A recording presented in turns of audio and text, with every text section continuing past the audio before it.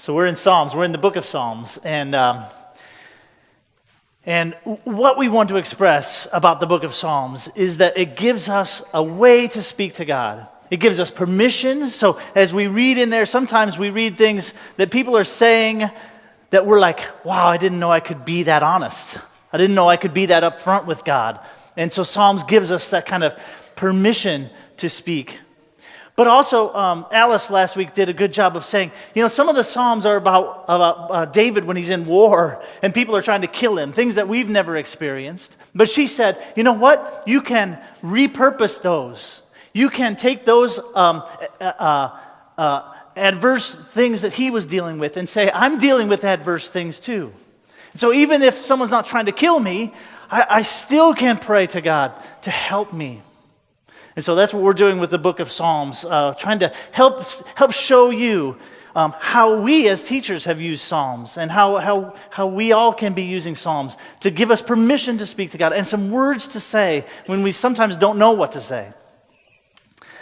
So here's a little insight. I love giving you guys a little insight of the teaching team. The one way the teaching team works is like once a year we say, here's all the things that we might want to teach next year. And then about once a quarter we say, okay, here's the things that we are going to teach in this next quarter. And each teacher starts to think about what they're going to do. And then we get to this one meeting where it's the meeting where as a teacher you're supposed to tell exactly what you're going to talk about. And the meeting on the Psalms came, and I'm sitting in the room thinking, I haven't done my homework.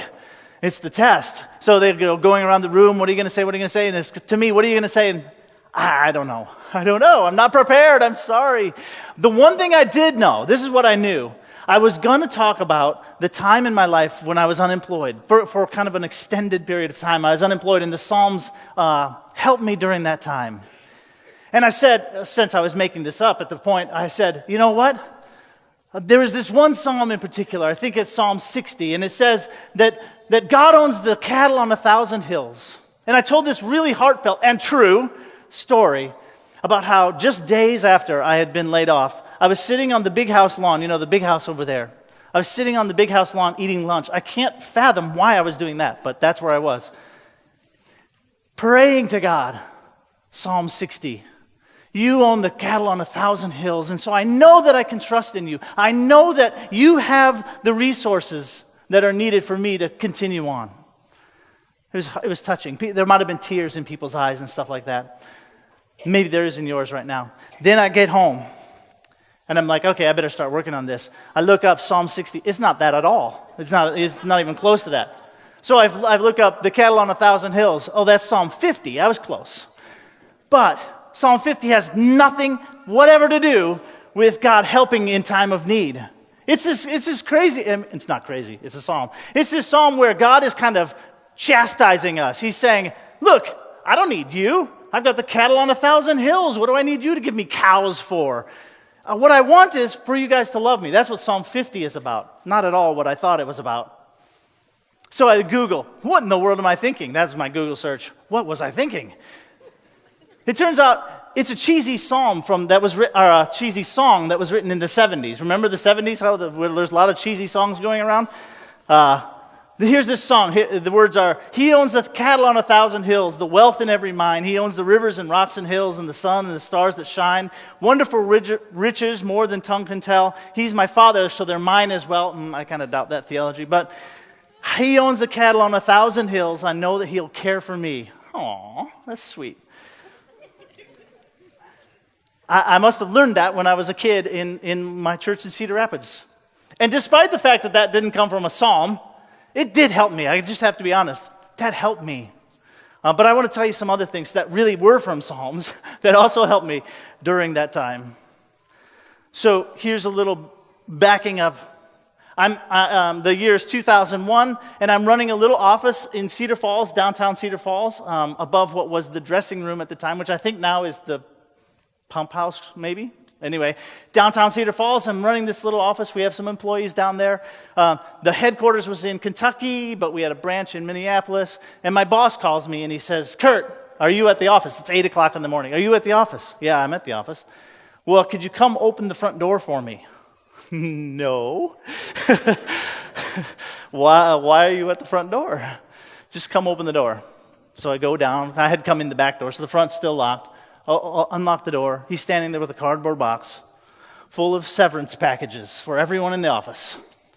And standing next to him is an IT guy who's there to take all our computers, change the locks, get everything that's owned by the company. Not more than an hour and a half later, me and my friends standing on Main Street. What do we do now? Just looking at each other. What in the world? It just happened like that. No notice at all. We're just standing on Main Street, shocked. What's going to happen? So, my wife just leaned over and says, it's kind of like now, right, at the church, like Doug's announcements that he's just making. Boom! Things are now different. What do we do? What do we do? So, among other less helpful things that I did, I looked into the Psalms. I looked for permission to speak. I looked for what should I say at this time. So, the first thing you say at a time like that is, help. Right? However you can express that. Help. One way I got help from the Psalms was, you own the cattle on 1,000 hills. Turns out I was wrong about that, but it still helped me. Another way was Psalm 25, which Alice did a great job last week. I trust in you, Lord. I put my trust in you. Remember that? I put my trust in you. Don't let me be put to shame. No one who puts their hope in you is going to be put to shame. The very first words of Psalm 25. And then I want to look this morning at this psalm, another psalm that I found useful, Psalm 71. It has a really similar structure to Psalm 25. Psalm 71, 1. Listen, in these 4 verses in Psalm 71, how many different ways David tries to get at help. That's what he's saying. I counted like 15 different little metaphors inside of these 4 verses. In you, Lord, I have taken refuge. Let me not be put to shame. In your righteousness, rescue me. Deliver me. Turn your ear to me. Save me. Can you feel it? It's just, how else can I say this? Help. Be my rock. Be my refuge, to which I can always go. Give the command to save me, for you're my rock and my fortress. Deliver me from the hand of the wicked, from the grasp of those who are evil and cruel. Help! And you can sit there for a while. You can read through Psalms and find many other places where the writers of Psalms are just trying to express in all kinds of different ways, God, help me. I don't know what's next. I don't know what's going to happen. You know what's going to happen. Rescue me. Be my refuge. And then somewhere I always go is, okay, Kurt, you and God have history together. You have been with God. God has been with you for all of your life. So I start to say to God, God, you've been with me since I was young, right? I can count. You're going to keep being with me, right? And that's exactly the next place David goes in this psalm, Psalm 71, in verse 5. For, after all those, help. For, you have been my hope, sovereign Lord, my confidence since my youth. From birth, I have relied on you. You brought me forth from my mother's womb. So before birth, I relied on you. And so I will ever praise you. You know, let's be honest. In this moment, David sounds kind of confident here, like, you've been my hope. You're going to continue to be my hope. But let's be honest. In this moment, you're saying these words and hoping they're true, right?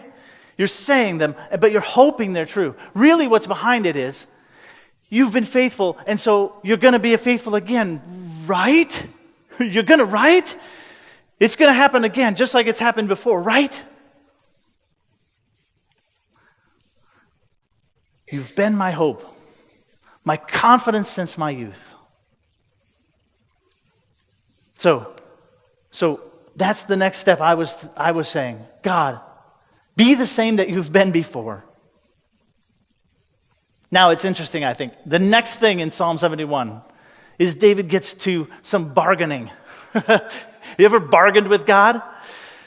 David gets to some bargaining here. And I interestingly enough, had this same thought run through my mind. And again, give us permission to speak. The Psalms does a beautiful job of saying, here's maybe something you were thinking. David was thinking this. And here's the thought, here's the bargain. It's almost shameful for me to tell you this, but this is what I was thinking. You don't want to look bad, do you, God? I mean, people know I'm a Christian, and if I run out of money and everything goes wrong, that might not look good. This is what David is saying too. Psalm 71:7. I have become a sign to many. You are my strong refuge. My mouth is filled with your praise. I've been telling people all about how God was going to take care of me. I've been saying to people, you know what? We're not going to get killed by that army because God's going to take care of us. My mouth has been full of your praise, and I've been declaring your splendor all day long. So don't do this. Don't cast me away when I'm old. Don't forsake me when my strength is gone. For my enemies will speak against me, and they will say, look at this. This is awesome. God has forsaken him. Pursue him and seize him, for no one's there to rescue him. You don't want that, do you, God? You don't want my enemies to say, oh, God abandoned him. Let's go get him. So that's where I was next. A little bargaining. God, you've been faithful since my youth. I have declared you. I've been a teacher. I've been telling people my God is going to help me out. When we stood there on Main Street with our packets, one of the things I said was, I don't know what's going to happen, but I think God is going to help us. So you better, or you'll look bad. I know. Now, time goes on. I was unemployed for a while. Time goes on. And one of the things you start realizing is, eventually, I will need to sleep. Eventually, I might need to stop thinking about this enough that I can calm down. Not only that, but eventually I might need to be able to do other tasks, like just normal things, like mow my lawn without forgetting about it because I'm worrying about it and just mowing into my neighbor's lawn. Eventually I'm going to need to be able to let this go in a way. So let's move over to Psalm 121. In Psalm 121, it's him again, and David's saying, I think I can sleep. I think I can, because God's there. Think about him. He is in the military. He's writing this psalm as people are trying to kill him and attack him. And as you think it through, you think, it might be hard to sleep. Right? You picture in the movies, like in 300 and stuff, you got these little tent cities. These guys are all in tents, and they have their armor sitting next to them and all that, and they take it off at night. But there's people out there who want to kill you. And so I would think, I've never been an ancient warrior, but I would think that it would be hard to get both eyes closed. Right? You would be like, what's going on? During this time, I had a doctor tell me, the physical anxiety of like a lion coming at you and trying to kill you is no different. Your mind doesn't know the difference between that kind of anxiety, the kind of anxiety David was facing when someone's trying to kill him, and the anxiety that we face when we don't know what's next. When we don't know how we're going to move forward, when we don't know how we're going to pay the bills. Your body doesn't know the difference. Adrenaline kicks in, the fight or flight kicks in, and it's very hard to close your eyes. And so David said this during his time, and I needed to say this too. Psalm 121:1. I lift up my eyes to the mountains. Where does my help come from? My help comes from the Lord, the maker of heaven and earth. He will not let our foot slip. This is it. He who watches over you will not slumber. Indeed, he who watches over you will neither slumber nor sleep. This is the psalmist trying to convince himself, but also God through him saying, look, I got this. Close your eyes for a while. It's my turn. Seriously, I'll watch. And that for me was something I really needed to hear. I mean, I really remember hearing from God, I got this for a while. Tomorrow you can wake up and worry again. But right now, I got this. I'm not going to sleep. I'll watch through the night. Now the next words, I think, are kind of sweet in Psalm 121. In Psalm 121, he goes on, okay, God was never going to sleep.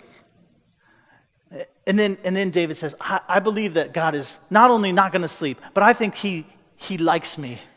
I think he's watching out for me. I think he wants to actually take care of me. Psalm 121:5, the Lord watches over you. The Lord is the shade at your right hand. There's something, the Psalms are supposed to be poetry. They're supposed to interact with our souls. For some reason, that line just really strikes me as sweet. The shade at your right hand, it's such a small and simple thing.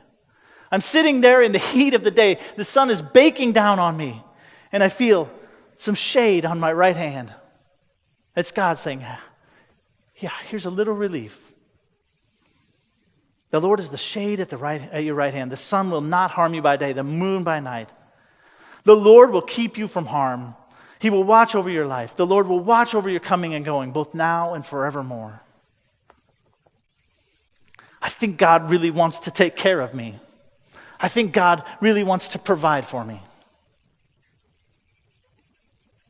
So those are some things that I learned. There's one more in your bulletin, but I'm not going to talk about that. We're a little crunched for time this morning, but you can look it up. And the briefest summary is, during the time where I was, and during the time where we as a church are, the psalmist says, Lord, in this time, keep me from sin. In this time, make sure I'm not tempted to sin, because this is the time when we're weak and we're susceptible to that. In this time, keep me from sin. And so you can look that up. There's a reference in your bulletin. So this was a gloomy Gus Kurt this morning. I'm sorry. Here's how I'll end it. That was 15 years ago. And now this morning I'm driving in just praising God for having been faithful in that time, and how my life is not in that spot anymore. And even though that looked at the time like it could be pervasive and permanent, as we learned in the leadership conference, it wasn't, right? God and I came through it. So I'm going to pray.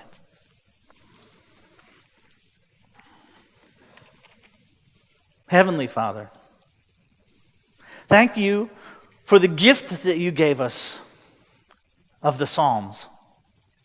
This gift where we see people honestly and in the raw bringing their feelings and their emotions to you. Where we see people like us just trying to think of more and more ways to say, help. Come by my side. Come to my rescue. Put out the command and save me. Do something.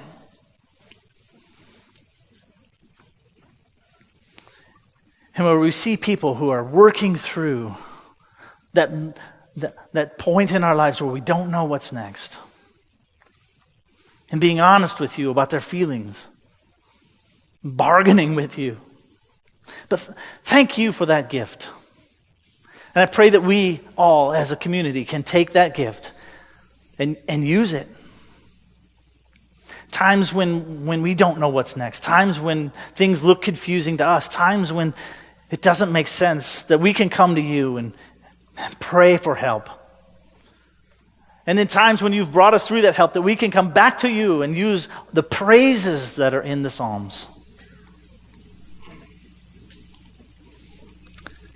Thank you.